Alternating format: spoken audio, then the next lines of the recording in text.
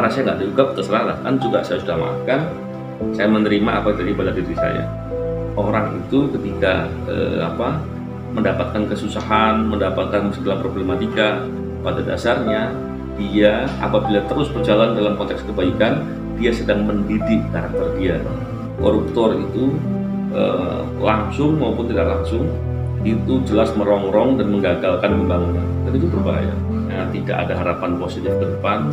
Saya akan lebih menguntungkan buat saya untuk saya mundur, saya keluar.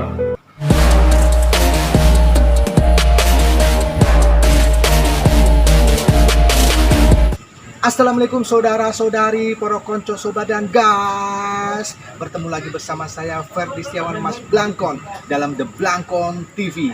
Blak-blakan no kontroversi. Anda tidak bosan melihat saya? Pasti tidak bosan, karena kali ini The Blangkon TV akan kembali menghadirkan seorang tokoh yang sangat dikenal di negeri ini. Sekarang saya akan menghadirkan penyidik senior Komisi Pemberantasan Korupsi, Mas Novel Baswedan. Kita akan ngobrol bareng, kita akan sinau bareng, kita akan guyon waton dan nendang kondang bersama beliau. Nah, sekarang saya berada di Masjid Jami Al-Ihsan, lokasi di mana 3 tahun lalu menjadi saksi saat penyerangan Novel Baswedan terjadi. Diserang oleh orang tidak dikenal dan hingga saat ini masih misterius.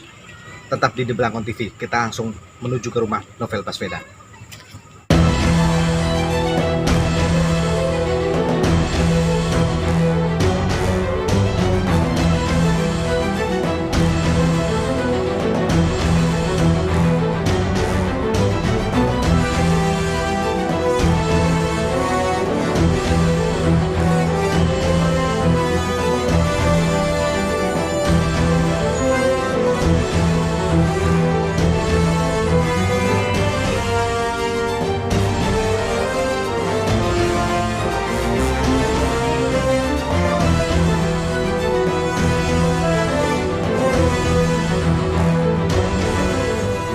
Nah, para konco, para pemirsa, dan para sedulur yang ada di seluruh manapun Anda berada.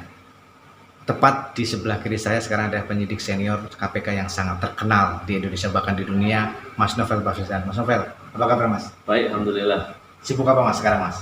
Sibuk apa ya? Ya selain kegiatan sehari-hari juga saya memang masih ada kewajiban-kewajiban untuk melakukan pengobatan. Ya. Mas Novel, juga banyak yang bertanya-tanya nih Mas, jangan-jangan nanti vonis itu juga mungkin sekitar setahun atau 2 tahun. Dugaan Mas Novel sendiri seperti apa Mas itu Mas? Ya, memang begini, saya tentunya melihat fakta-fakta yang dibicarakan, terkesan memang proses ini melegitimasi untuk menutupi fakta yang sebenarnya. Ketika nanti vonisnya seperti apa, saya nggak taruh harapan di sana. Cuman yang poin pentingnya adalah penyimpangan ini yang harus dilihat sebagai permasalahan, dan vonisnya juga tentu akan menjadi catatan sejarah itu. Tapi lebih dari itu loh, serangan ini bukan yang pertama kali bagi saya. Serangan ini juga terjadi banyak kepada orang KPK lainnya. Saya dalam beberapa kesempatan berkata, untuk kepentingan kemanusiaan dan kepentingan peradaban, maka negara harus mau bersikap untuk mengungkap yang lainnya. Kalau perkara saya nggak diungkap, terserah lah, kan juga saya sudah maafkan, saya menerima apa yang terjadi pada diri saya. Jadi untuk agar ke depan penjahat-penjahat yang ngawur-ngawur begitu itu tidak terus saya semaunya sendiri berbuat, agar orang-orang anak bangsa yang tetap berani, bisa konsisten dan bisa ikut dalam memajukan negara, yang begini jangan dibiarkan. Takutnya nanti orang jadi takut, penjahatnya jadi berani, balik-balik semua jadi kan. Mas Novel, sebenarnya 2 orang itu Mas Novel tahu nggak sih Mas, sepak terjang 2 orang tersangka itu tercapai Mas? Nah, saya belum pernah ketemu, saya belum pernah berinteraksi, tidak pernah kenal, dan tidak pernah ada hubungan langsung maupun tidak langsung. Yang menarik kan begini, dia kan anggota Brimob, dibilang benci dengan saya karena berantas korupsi. Tidak masuk akal. Kenapa? Brimob itu biasanya hidupnya sederhana, dan Brimob itu tidak ada kewenangan yang akan bisa ditransaksikan. Artinya biasanya Brimob itu agak jauh dari perilaku korupsi. Saya sering bertemu dengan anggota Brimob. Saya pernah jadi komandan operasi yang membawahi beberapa anggota Brimob dalam pekerjaan sehari-hari. Kalau terus dibilang bahwa mereka marah karena itu, tidak logis, tidak masuk akal. Nah, kalau Mas Novel sekarang sudah menangani berbagai kasus ya di KPK ya, Mas Novel. Dan juga cobaan banyak sekali diserang dalam tanda petik lah macam-macam dari internal maupun dari eksternal. Mas Novel mensiasati kondisi kayak gitu seperti apa, Mas? Pertama gini, kalau mensiasati tentu kita tidak bisa mengatur semua orang, tapi kita bisa mengatur diri sendiri. Jadi yang pertama adalah atur diri sendiri. Seumpama difitnah-fitnah, diolok-olok, anggap saja yang ngolok-ngolok itu yang memfitnah sedang setor pahala buat kita. Kan faktanya memang begitu kan. Jadi itu nggak rumit lah. Begitu juga ketika kita mendapat kesusahan. Saya ditabrak beberapa kali, luka-luka. Nabraknya pun sengaja, karena lihat di CCTV nabraknya sengaja dan diinjak memang. Alhamdulillah nggak sampai parah. Sekarang sakit, ya saya kira alhamdulillah karena semuanya pasti Allah menentukan hal itu karena kebaikan. Jadi ketika saya melihat perspektif begitu, saya agak lebih mudah menghadapi dan saya yakin dengan begitu membuat saya tidak terus malah jatuh dalam kerugian psikologis. Ya bahkan kemarin kan kasus yang penyiraman Mas Novel itu kan dianggap sebagai apa ya, hikmah lah ya Mas. Ya. Artinya hikmah buat Mas Novel bahwa saya memang segala upaya untuk pencegahan korupsi itu memang banyak tantangannya seperti Mas ya. Benar. Tapi lepas dari tadi bahwa berbuat kebaikan tantangannya banyak, berjuang untuk kepentingan orang banyak, dimusuhi dan lain-lain. Terlepas dari tadi kita melihat dari perspektif hikmah, kita bisa juga melihat dari perspektif yang berbeda. Begini, orang itu ketika mendapatkan kesusahan, mendapatkan segala problematika, pada dasarnya dia apabila terus berjalan dalam konteks kebaikan, dia sedang mendidik karakter dia menjadi orang yang kuat, menjadi orang yang tangguh, menjadi orang yang lebih baik dan lain-lain. Jadi dengan begitu kita jangan terus kemudian memilih untuk dalam tanda kutip cari aman atau cari mau enaknya saja, jangan. Kita ambil jalan yang sebaik mungkin. Toh kesempatannya juga berbatas waktu, umur kita juga terbatas. Jadi saya kira segala kesempatan pakai untuk berbuat baik sebanyak mungkin. Mas Novel, sebenarnya yang membuat Mas Novel sekarang dalam tanda petik masih bertahan di KPK itu apa Mas? Karena kemarin sempat dengar Mas Novel mau mengundurkan diri dari KPK seperti ya. Begini, saya memang benar. Kalau saya berpikir dengan perspektif pribadi, tentulah saya ketika melihat keadaan sekarang yang sepertinya tidak ada harapan positif ke depan, saya akan lebih menguntungkan buat saya untuk saya mundur, saya keluar. Saya lebih memilih untuk menjadi orang pribadi yang merdeka, yang berbuat untuk kepentingan saya.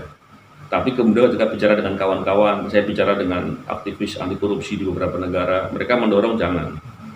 Dan setelah saya pikir-pikir betul juga, karena tentunya kita ke depan ingin punya harapan untuk bisa memberantas korupsi, bisa merubah lagi untuk hal yang baik. Karena berantas korupsi sangat diperlukan, tidak bisa ditinggalkan. Oleh karena itu saya pikir-pikir kembali, sementara saya masih tetap melakukan tugas-tugas, tetap bekerja memberantas korupsi, hingga memang kesempatan itu betul-betul sudah tidak ada. Karena korupsi itu semakin dibiarkan, semakin besar, semakin kuat, semakin kompak. Untuk memulai lagi memberantas itu sulit. Dan tentunya ini mengganggu sekali bagi pemerintahan. Bisa dibayangkan, pemerintah kerjanya membangun. Nah mereka ini menggagal pembangunan kok, koruptor. Pemerintah kerjanya adalah menggunakan anggaran atau untuk belanja seefisien mungkin dan sebaik mungkin dan seefektif mungkin. Nah mereka ini bolongi keranjang belanja, dibolongi, dikasih, dirampok, dicuri. Jadi saya kira mereka mestinya dipahami bahwa koruptor itu langsung maupun tidak langsung itu jelas merongrong dan menggagalkan pembangunan, dan itu berbahaya. Oke, ini pertanyaan terakhir di segmen Sinau Bareng nih. Mas Novel memang dulu dari kecil tuh bercita-cita jadi polisi, Mas, penyidik gitu. Atau cita-citanya apa sih Mas sebenarnya, pengen tahu Mas? Gini, saya itu sejak kelas 3 SMP saya kerja. Saya sudah kerja sendiri. Karena suatu keadaan ekonomi keluarga, orang bapak saya sakit, ibu saya bekerja sendiri untuk mencari penghasilan, saya membantu bekerja. Terus kemudian kelas 1 SMA saya sudah kerja penuh waktu penuh ya. Bukan lagi part time, tapi saya sudah waktu penuh sambil sekolah. Hingga kemudian ketika berjalan itu tentunya karena kerjaan saya itu bagian dari bidang-bidang material, bangun-bangun. Saya waktu itu berencana menjadi teknik sipil. Ternyata cita-citanya nggak kesampaian. Dan malah saya ketika diberi kesempatan untuk ikut mendaftar di Akabri, saya daftar dan diterima, alhamdulillah, di kepolisian.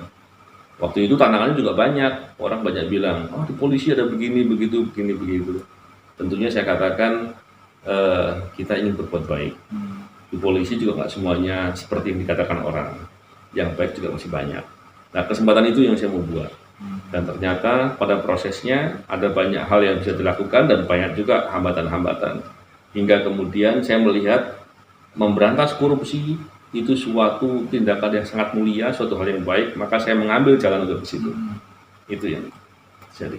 Oke, itu tadi ya, para konco, para sedulur, beberapa inspirasi sinau bareng dari Mas Novel Baswedan. Setelah ini kita akan lanjut di segmen Guyon Waton, kita akan bertanya tentang sesuatu hal yang tak terduga, nanti Mas Novel jawab apa. Tetap di The Blangkon TV. Ada dukungan dari masyarakat, Mas Novel milih menjadi Kapolri atau pilih jadi Ketua KPK? Lebih tertantang mana atau lebih termotivasi mana antara membongkar kasus korupsi para politisi atau kasus korupsi di lembaga penegak hukum, Mas? Lebih penting untuk dibongkar adalah jadi kita bisa lihat yang benar-benar terlihat sebagai teman ketika kita sedang mendapat kesusahan. Nah, di situ akan jadi ujian jika kita tahu siapa sih yang benar-benar teman dan sahabat kita.